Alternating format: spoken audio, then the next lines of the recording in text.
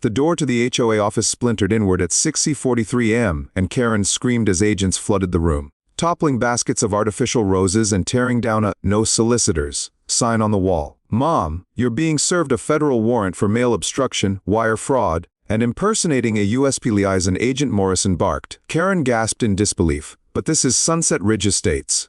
We're a platinum-tier community," she protested. "Not anymore," the agent replied. "I'm Cameron Foster, and this is how I brought down the most notorious HOA president in our state's history. It all started when I returned to Sunset Ridge to take care of my ailing father, Robert. He was a retired carpenter who loved watching old westerns and relied on monthly medication deliveries for his heart condition.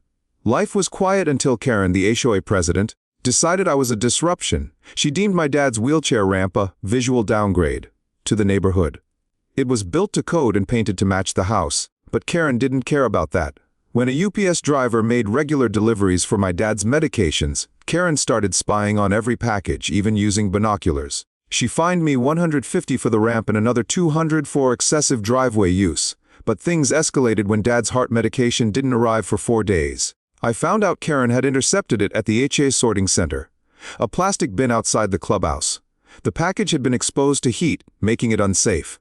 My dad's heart rate spiked, and I rushed him to the ER. I filed a formal complaint, and Karen fined me $75 for using aggressive fonts in my letter.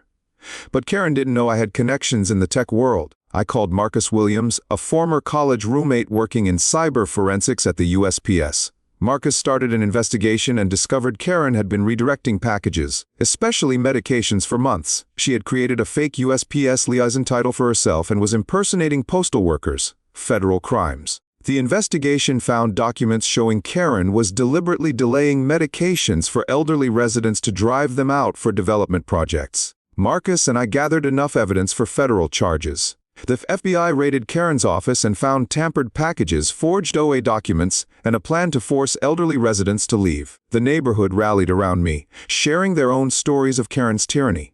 She was arrested, and in court the charges were read aloud: mail fraud, wire fraud, impersonating a federal employee, and conspiracy.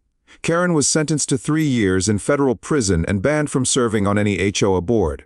Karen's reign of terror ended, and Sunset Ridge Estates became a place where justice prevailed. Have you faced a corrupt OA leader? Share your story in the comments. Let's talk about standing up for justice!